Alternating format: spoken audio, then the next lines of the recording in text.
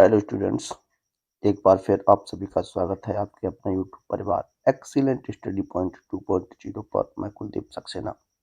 देखिए, आज से आपकी एक श्रृंखला शुरू हो रही है।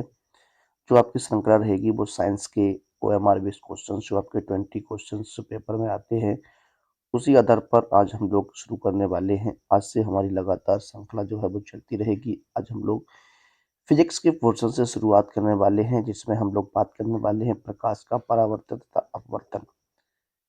इस चैप्टर को लेने वाले हैं। इसके आज हम लोग 10 OMR क्वेश्चंस देखने वाले हैं और देखते हैं किस तरीके के प्रश्न इसमें रहने वाले हैं।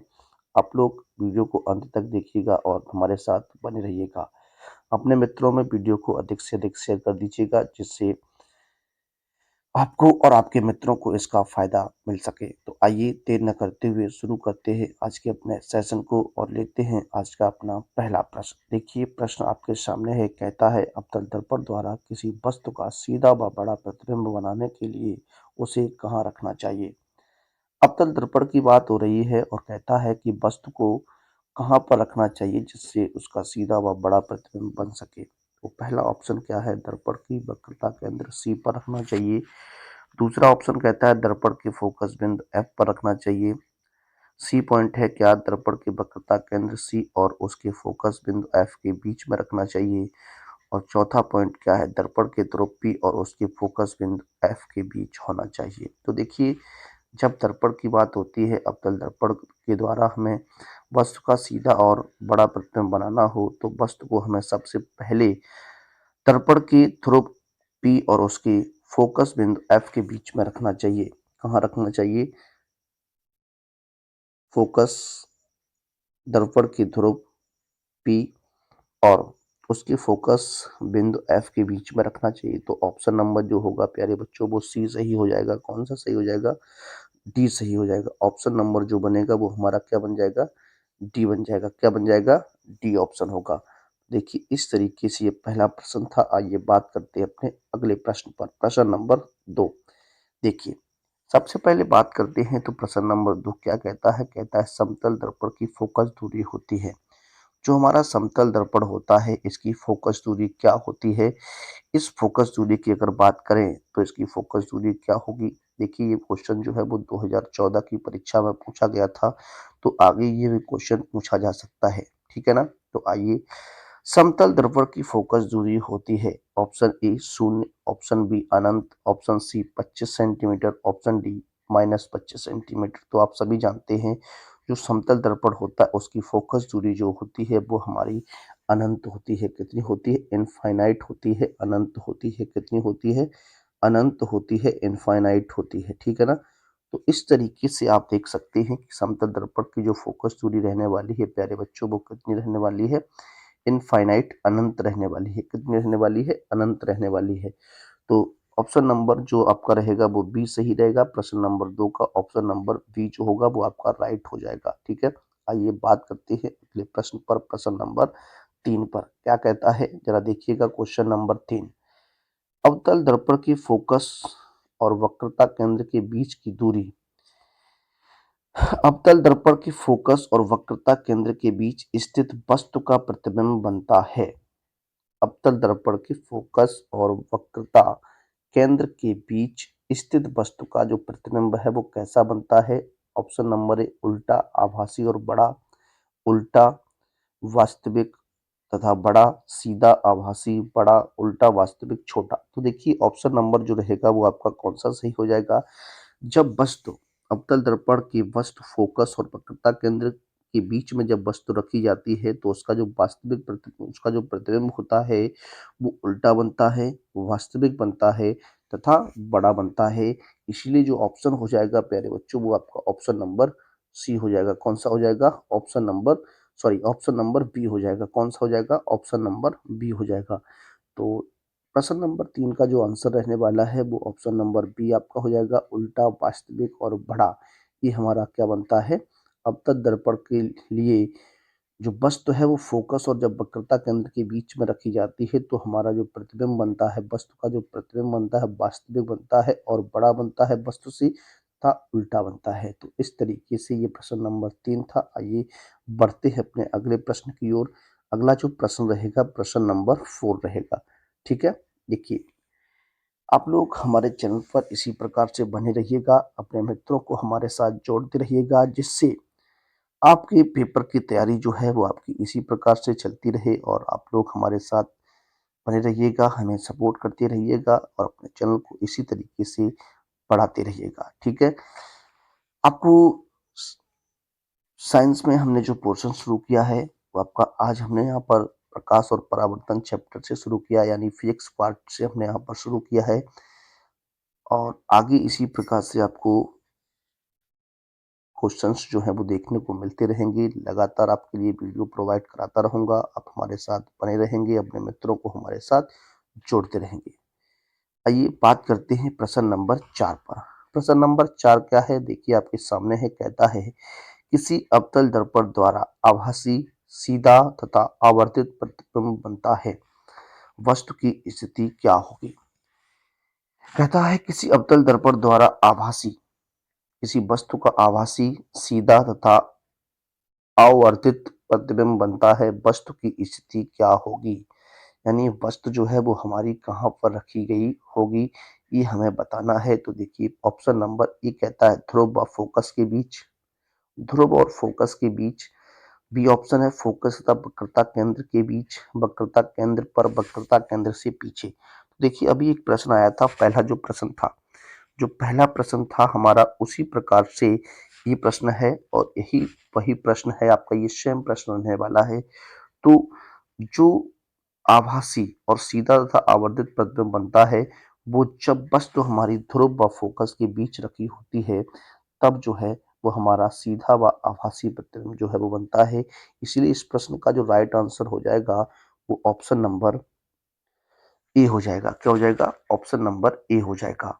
तो इस तरीके से आप देख सकते हैं ऑप्शन नंबर ए जो होगा वो आपका क्या हो जाएगा? आंसर हो जाएगा। ठीक है, आइए बढ़ते हैं अपने अगले प्रश्न की ओर। प्रश्न नंबर 5 कहता है संयुग्मी फोकस संभव है केवल, संयुग्मी फोकस जो है वो संभव है केवल कब, किस कंडीशन में आपका ये रहेगा, तो उसको देख लेते हैं। सबसे पहले कहता है ऑप्शन नंबर ए उत्तल दर्पण में, उत्तल दर्पण में, अवतल दर्पण में, समतल दर्पण में, साधारण कांच में। देखिए जब भी बात करते हैं संयुग्मी फोकस की, तो संयुग्मी फोकस की कंडीशन में अगर बात करते हैं तो ये संयुग्मी जो फोकस संभव होता है, जो संयुग्मी फोकस बनता है हमारा, वो अवतल दर्पण में बनता है। किस में बनता है? अवतल दर्पण में बनता है। तो कौन सा ऑप्शन हो जाएगा? ऑप्शन नंबर बी जो होगा वो आपका राइट हो जाएगा। ऑप्शन नंबर बी जो होगा वो राइट आंसर हो जाएगा। संयुग्मी फोकस जो संभव है वो केवल और केवल अवतल दर्पण में ही बनता है। किसमें बनता है? अवतल दर्पण में बनता है। आइए बढ़ते हैं अगले प्रश्न की ओर और लेते हैं अपना अगला प्रश्न।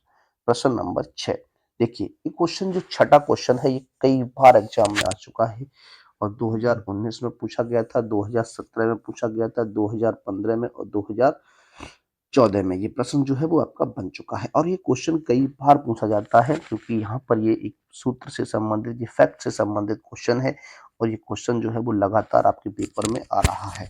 ठीक है, तो आइए बढ़ते हैं, इस प्रश्न की चर्चा करते हैं। क्या है जरा देखिएगा क्वेश्चन को। कहता है फोकस दूरी एफ, फोकस दूरी एफ एवं वक्रता त्रिज्या आर के बीच क्या संबंध होता है? देखिए फोकस दूरी को हम लोग क्या करते हैं? स्मॉल एफ से रिप्रेजेंट करते हैं एवं वक्रता त्रिज्या को हम लोग स्मॉल आर से रिप्रेजेंट करते हैं। तो जो फोकस दूरी होती है वो वक्रता त्रिज्या की क्या होती है? आधी होती है प्यारे बच्चों। फोकस दूरी जो होती है वो वक्रता त्रिज्या की आधी होती है, जबकि वक्रता त्रिज्या जो होती है वो फोकस दूरी की दोगुनी होती है। तो इस बात को आपको याद रखना है। पहला पॉइंट क्या कहता है? एफ बराबर आर, यानी फोकस दूरी और वक्रता त्रिज्या क्या बराबर होती है? नहीं, ये आपका ऑप्शन नहीं होगा।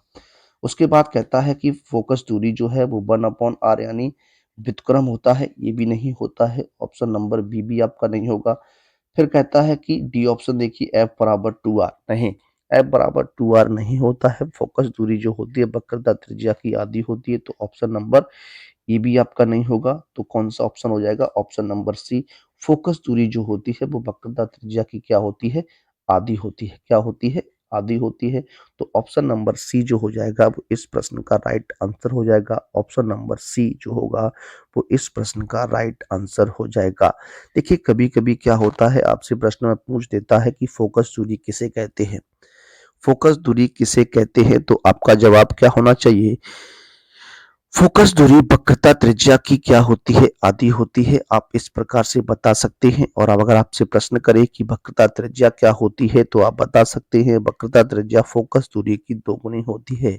जी, आपका आंसर जो है वो राइट रहने वाला है। ऑप्शन ठीक है, तो ऑप्शन नंबर सी जो होगा वो इस प्रश्न का राइट आंसर बन जाएगा। आइए बात करते हैं अपने अगले प्रश्न पर। प्रश्न नंबर 7 पर कहता है एक अवतल दर्पण की वक्रता त्रिज्या, एक अवतल दर्पण की वक्रता त्रिज्या 12 सेंटीमीटर है, तो इसकी फोकस दूरी क्या होगी। देखिए अभी अभी हमने बात की आपसे, अभी अभी हमने बात की आपसे क्या, अवतल दर्पण की वक्रता त्रिज्या। अब अवतल दर्पण की वक्रता त्रिज्या आपको 12 सेंटीमीटर दी गई है, तो इसकी फोकस दूरी बतानी है। तो अभी हमने आपको बताया कि वक्रता त्रिज्या जो दी गई है और फोकस दूरी जो होती है वो वक्रता त्रिज्या की आधी होती है। तो आधी जब आप करेंगे यहाँ 12/6, 12/2 यानी कितना आएगा, 6 सेंटीमीटर आ जाएगा। कितना आ जाएगा, 6 सेंटीमीटर आ जाएगा। लेकिन यहाँ पर अवतल दर्पण की बात हो रही है, तो अवतल दर्पण में जो फोकस दूरी होती है प्यारे बच्चों वो ऋणात्मक होती है। क्या होती है, ऋणात्मक होती है।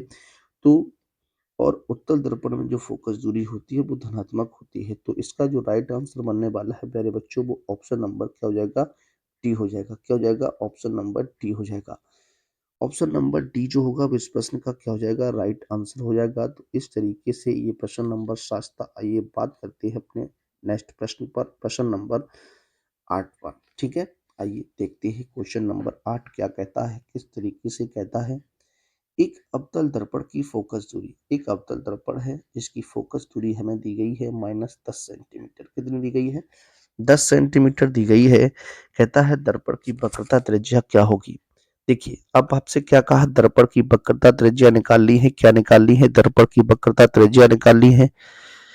अभी हमने आपको बताया दर्पण की जो वक्रता त्रिज्या होगी वो क्या हो जाएगी, वो आपकी फोकस दूरी की दोगुनी हो जाएगी। क्या हो जाएगी, फोकस दूरी की दोगुनी हो जाएगी। यानी आर बराबर जो हो जाएगा वो 2f हो जाएगा। क्या हो जाएगा, 2f हो जाएगा।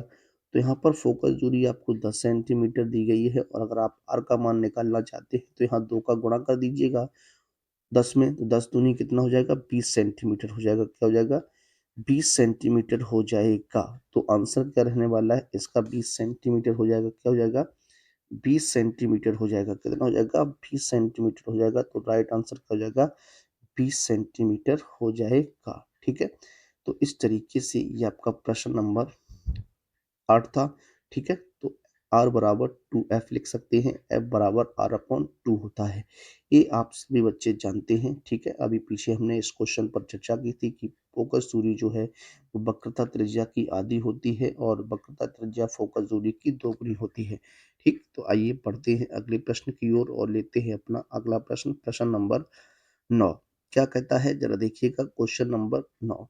एक उत्तल दर्पण की फोकस दूरी 10 सेंटीमीटर है। देखिए उत्तल दर्पण है तो उत्तल दर्पण की फोकस दूरी 10 सेंटीमीटर है। पॉजिटिव लेना है, क्या लेना है, पॉजिटिव लेना है।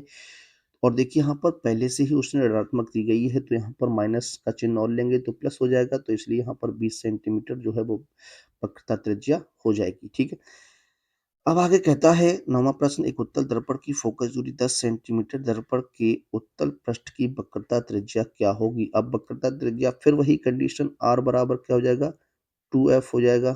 ठीक है, जब आर बराबर 2f हो जाएगा, 10 दूनी 20, कितना हो जाएगा, 20 सेंटीमीटर। तो ऑप्शन कौन सा हो जाएगा, ऑप्शन नंबर हो जाएगा डी, ऑप्शन इसका सही हो जाएगा। 20 सेंटीमीटर क्या हो जाएगा, इसका राइट आंसर हो जाएगा। कितना हो जाएगा, राइट आंसर जो हो जाएगा वो डी ऑप्शन हो जाएगा। 20 सेंटीमीटर जो होगी वो उत्तल दर्पण की क्या रहने वाली है, वक्रता त्रिज्या रहने वाली है। तो ये क्वेश्चन नंबर 9 था। आइए बात करते हैं क्वेश्चन नंबर 10 पर। ठीक है, क्वेश्चन नंबर 10 और आज का हमारा अंतिम प्रश्न होने वाला है। ठीक है, आगे आपके सामने प्रश्नों की श्रृंखला को हम इसी प्रकार से बढ़ाते रहेंगे। आज हमने पहले लेक्चर में आपके लिए 10 प्रश्न लिए थे और आज का हमारा ये लास्ट प्रश्न रहेगा, अंतिम प्रश्न रहने वाला है। आइए बात करते हैं इस प्रश्न पर। कहता है किसी 10 सेंटीमीटर फोकस दूरी वाले अवतल दर्पण के सामने 20 सेंटीमीटर की दूरी पर एक वस्तु रखी है, तो वस्तु का प्रतिबिंब कहता है 10 सेंटीमीटर फोकस दूरी वाले अवतल दर्पण के सामने। देखिए, अगर बात करते हैं एफ की, तो यहाँ पर एफ जो है वो आपको दिया गया है माइनस का 20 सेंटीमीटर, सॉरी माइनस का 10 सेंटीमीटर हो जाएगा। ठीक है, सामने दर्पण से 20 सेंटीमीटर की दूरी पर वस्तु रखी है, तो यू बराबर हो जाएगा कितना, -20 सेंटीमीटर। ठीक है, तो कह रहा है वस्तु का प्रतिबिंब कहाँ बनेगा।